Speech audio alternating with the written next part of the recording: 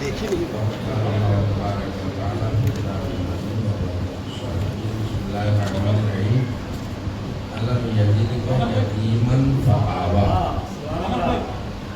دیکھیے اب وقت نہیں ہے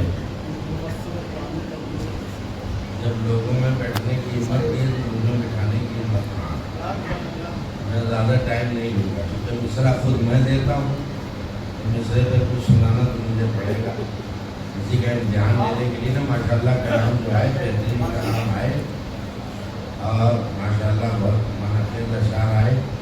اشعار سن کے بھی ہمیں اس سے کچھ سبق حاصل کرنا چاہیے, درس لینا چاہیے. تقریریں بھی جو ہمارے علماء کی ہوئی ہیں ماشاء اللہ قرآن کے حوالے سے, تاریخ کے حوالے سے, سب کی میں تائید کرتا ہوں. اتنا ہی کہنا میرے لیے کافی ہے.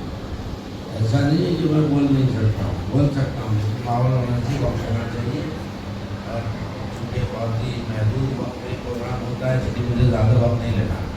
میں نے مصرے کی روشنی میں تبرکن یہ آیت پڑھ دی ہے. اگر اس میں متوجہ ہو گئے تو لمبا چوڑا خطبہ نہیں ہوگا.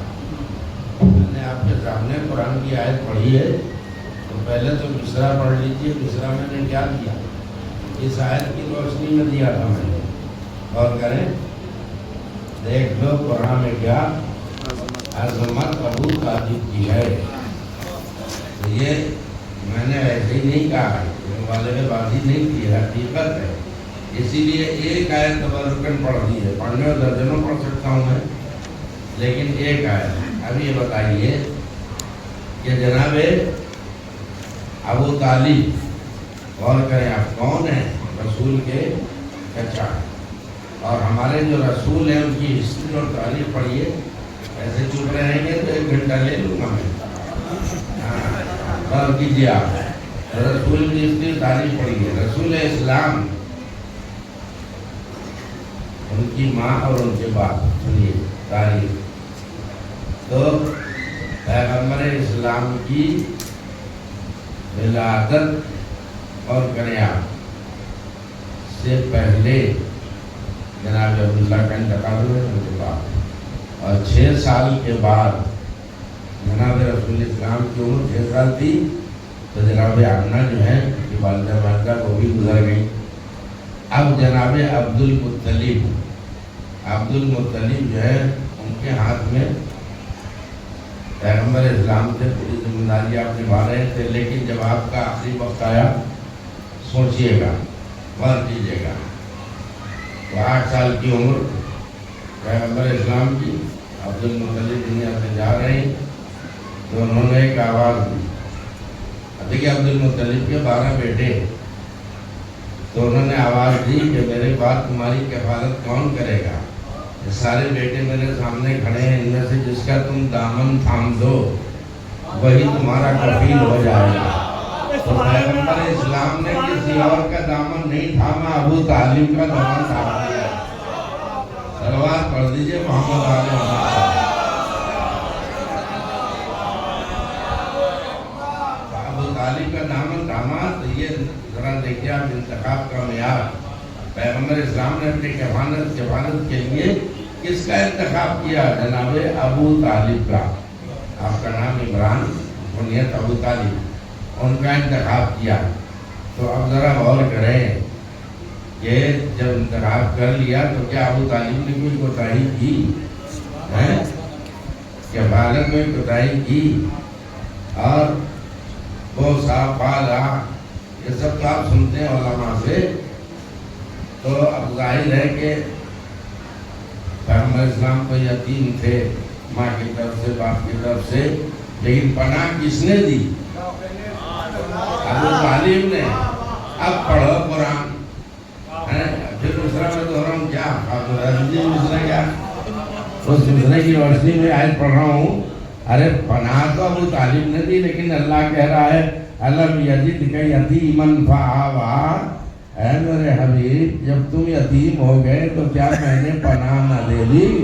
تو سوچو جس ابو طالب کو, ارے سنیں آپ, جس ابو طالب کی پناہ کو اللہ اپنی پناہ کہہ رہا ہے, معاذ اللہ وہی کافر ہے تو ہم مومن کسے کہیں؟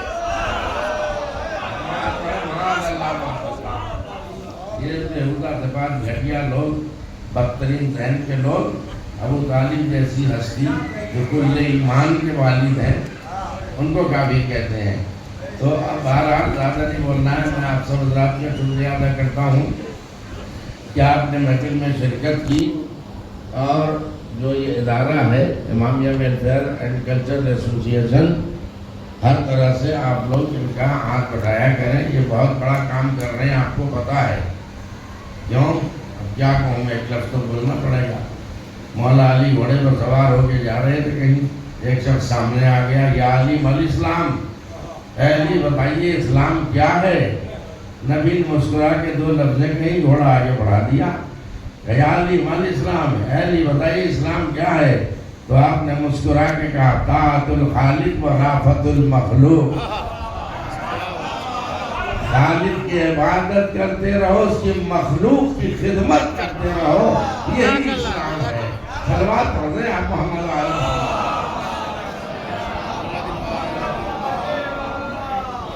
تو خالی جو ہے مسجد میں بیٹھ کے اللہ اللہ کرنے سے پورا اسلام نہیں ہو جائے گا۔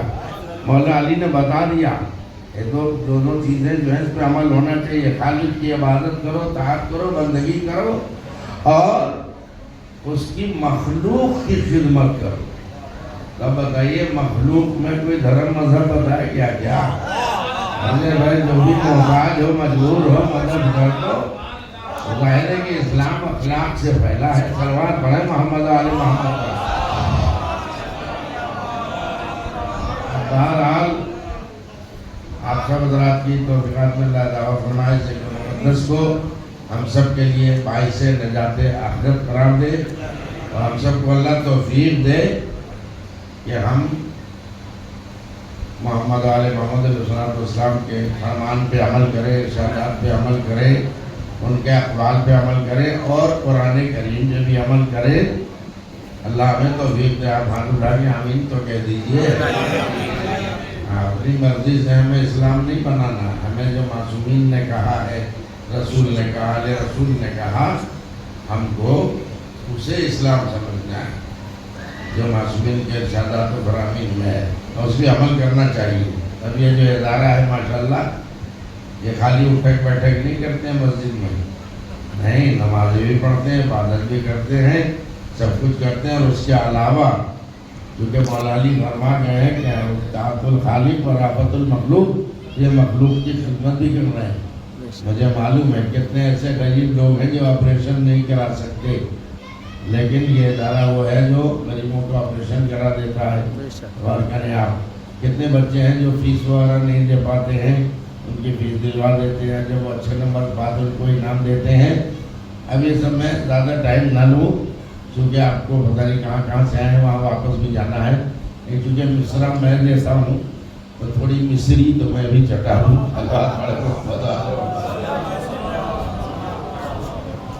صلوات پڑھ دیجئے، پتہ نہیں آپ لوگوں کو مصرع کیسا لگے۔ مصرع جو ہے اچھا تھا، جبھی تو شعراء نے یمن کلاس کا کلام پیش کیا ہے، بہت اچھا کلام ہے۔ کچھ سنا دوں میں ایک دو منٹ؟ چلیے لیجیے میں سنا دے رہا ہوں۔ مصرع تو آپ لوگوں کو یاد ہو گیا کون سا مصرع ہے، کلام بھی آپ نے سنا، ماشاءاللہ دل خوش ہو گیا، بہت اچھے کلام کرام نے۔ اب ہم سے بھی سنجھے کہ آج کی شب محفل مدحت ابو طالب کی ہے، آج کی شب محفل مدحت ابو طالب کی ہے، اور نعت پاک بھی سیرت ابو طالب کی ہے۔ جو میں نے بیان کیا اس میں بھی سنے، بعد عبد المطلب ہیں یہ کفیل مصطفیٰ، بعد عبد المطلب ہیں یہ کفیل مصطفیٰ۔ کیا کروں، کیسے چپ بیٹھیں گے آپ، میرا مزاج نہیں کہ چپی سے بات کرنا۔ بعد عبد المطلب ہیں یہ کفیل مصطفیٰ، پیش حق کیا شان اور شوکت ابو طالب کی ہے، کیا شان اور شوکت ابو طالب کی ہے۔ اور ساقی کوثر کے سر پوتے ہیں سردار جنا، ساقی کوثر کے سر پوتے ہیں سردار جنا، اس قدر اونچائی پر قسمت ابو طالب کی ہے. یہ دو چار سے سن لیجیے. ایک سلوات سے سارا دے دیجیے. اب یہ شعر بھی دیکھیے گا. کربلائی لوگ بیٹھے ہیں ماشاءاللہ. کربلا میں اکبر و عباس ہوں یا ہوں حسین. کربلا میں اکبر و عباس ہوں یا ہوں حسین, سب کے چہرے سے آیا ہیبت ابو طالب کی ہے. سب کے چہرے سے آیا ہیبت ابو طالب کی ہے. احمد مرسل کی نصرت اور کفالت کس نے کی؟ احمد مرسل کو نظر آتی. احمد مرسل کی نصرت اور کفالت کس نے کی؟ دیکھ لو قرآن میں کیا عظمت ابو طالب کی ہے. آپ دے دیا تو لے لیجیے, سن لیجیے. جس کے سنا تو کچھ ہے, سن لیجیے کہ جس کے پوتے مالک جنت ہیں وہ کافر ہے کیا؟ جس کے پوتے مالک جنت ہے وہ کافر ہے کیا؟ کل بھی تھی اور آج بھی جنت ابو طالب کی ہے.